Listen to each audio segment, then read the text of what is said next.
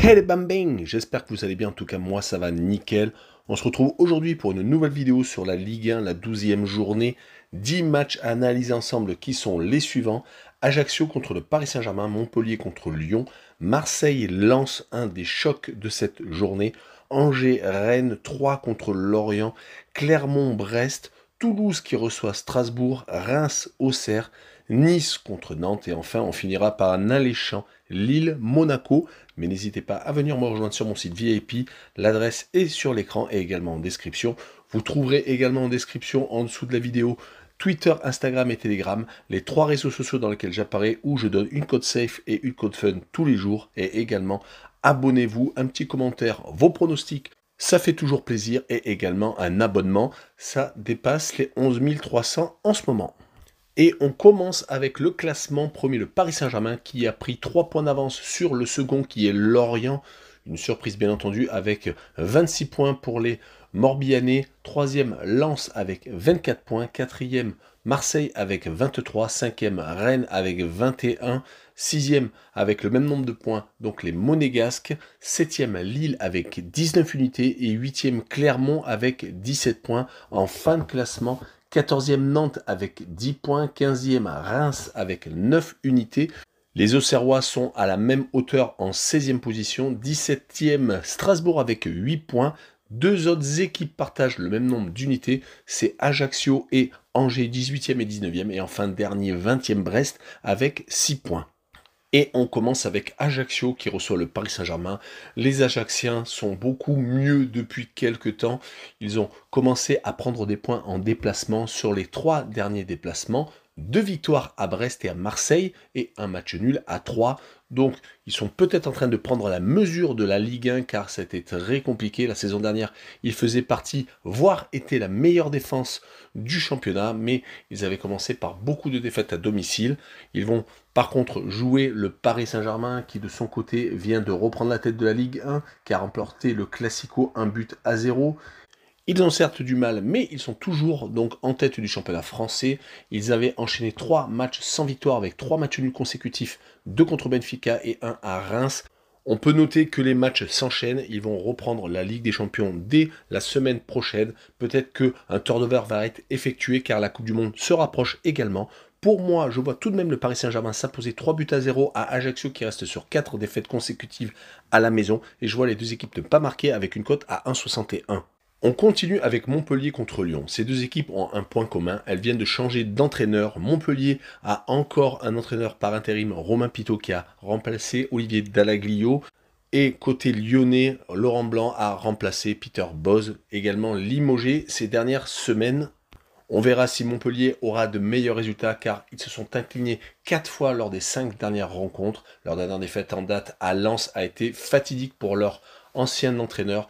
Côté lyonnais, par contre, ça n'a pas eu l'effet escompté à Rennes. Certes, c'était un gros morceau. Ils menaient 1-0, mais malheureusement ont perdu en Bretagne.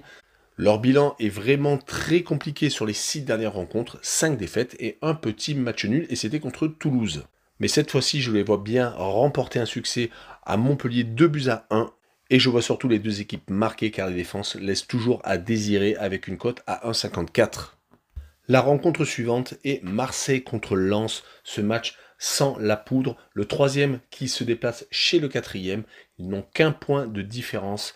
Et l'enjeu est très important pour les Marseillais car ils ont la Ligue des Champions où ils doivent se qualifier et également pour éviter de se faire distancer par le Paris Saint-Germain qui a déjà 6 points d'avance, ils ne doivent plus se faire accrocher à domicile car sur les 4 derniers matchs, toutes compétitions confondues, c'est qu'une victoire contre le Sporting de Lisbonne, 2 défaites contre Francfort et contre Ajaccio, ça avait été une énorme surprise et ils avaient partagé les points contre Rennes. Côté lensois, ce n'est pas beaucoup mieux en déplacement, sur les 5 derniers matchs, toutes compétitions confondues, une seule victoire, c'était à Monaco, 4-1, 3 partages de points à Ajaccio, à Reims et à Nantes.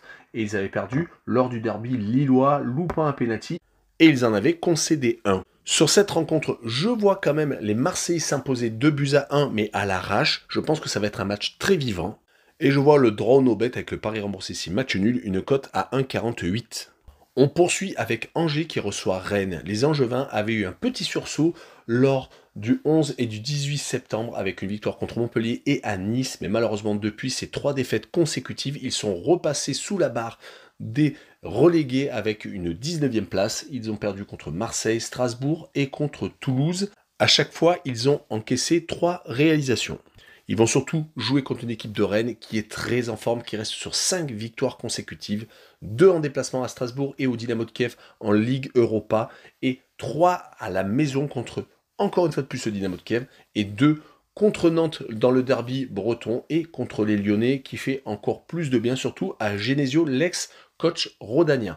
Sur cette victoire, je vois les Rennais s'imposer à l'extérieur, 3-1, et je vois les Rennais marquer plus de 1,5 buts sur le match, une cote à 1,75.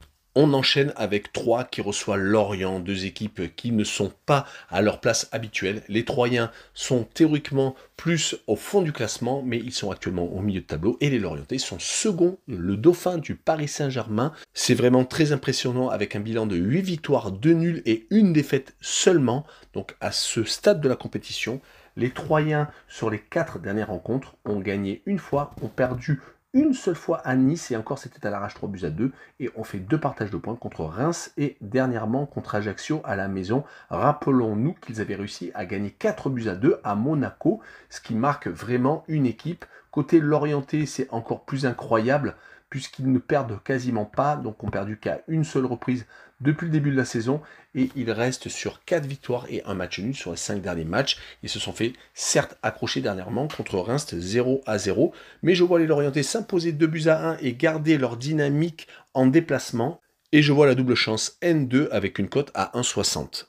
Et on continue avec Clermont qui reçoit Brest. Les Clermontois sont actuellement très bien placés en 8e position avec quand même déjà 17 points.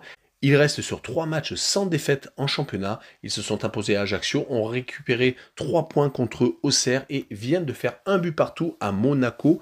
Ils ont donc énormément de confiance pour la réception de Brest, qui est actuellement dernier, qui ne fait pas la même saison que la saison dernière, car sur les 5 derniers matchs, c'est 4 défaites et un petit match nul. C'était contre Auxerre en déplacement. Et à part la victoire hors de leur base à Angers, c'était d'entrée de jeu le 21 août. Depuis, donc, ils n'ont pris qu'un seul petit point sur leurs 4 derniers déplacements. Je vois tout de même un match nul, 1 but partout entre les 2 formations. Et je vois le home no bet avec le match nul remboursé 6 victoires de Clermont à domicile avec une cote à 1,98. On continue avec Toulouse contre Strasbourg. Les Toulousains sont bien placés en milieu de classement pour un retour dans l'élite. C'est vraiment très important. Ils restent très solides chez eux sur les 3 dernières réceptions. C'est 3 victoires contre Reims, Montpellier et contre Angers. Et en plus, ils marquent beaucoup de buts. Surtout qu'ils viennent également de rapporter un point d'un déplacement à Lyon, où ils ont fait un but partout. Ils avaient perdu de justesse à Lille, où ils menaient 1-0. Donc c'est une équipe très compliquée que va rencontrer Strasbourg, qui n'est pas au mieux par rapport à la saison dernière. C'est très compliqué car ils sont actuellement relégables avec seulement 8 petits points, à 2 points du dernier Brest. Ils ont réussi à s'imposer à Angers 3-2 il y a 2 journées, mais malheureusement se sont inclinés dans la foulée lors du week-end dernier contre Lille, 3-0 sur les 5 derniers matchs. C'est seulement donc une victoire, 3 défaites et un petit match nul. Mais je vois tout de même les Strasbourgeois rapporter un petit point de son déplacement à Toulouse. Et je vois également l'homme no bet avec le match nul remboursé 6 victoires de Toulouse à domicile avec une cote à 1,91.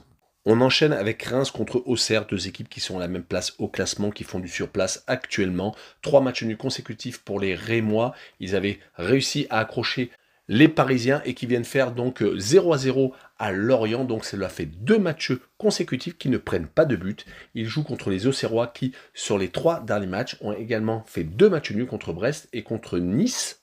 Mais la dynamique est peut-être plus positive côté Rémois. C'est pour cette raison que je vois une victoire 1-0 de Reims avec le moins de 3 buts sur le match, une cote à 1,46. On poursuit avec Nice contre Nantes. 2 équipes qui jouent toutes les 2 les Coupes d'Europe. Nice, la Ligue Europa Conférence, avec un succès assez relatif car ils viennent de perdre contre Slovako à domicile 2-1 lors de la dernière journée, ce qui les a fait reculer au classement, mais ils ont encore toutes leurs chances. Côté nantais en Ligue Europa, le succès inaugural contre l'Olympiakos avait donné beaucoup d'espoir, mais malheureusement, ça a totalement craqué derrière car ils enchaînent les grosses défaites comme le 3-0 à Karabakh ou le 4-0 encaissé à domicile contre Fribourg. Et ça se ressent en championnat car ils sont tous les deux entre la 13e et la 14e place. C'est très compliqué.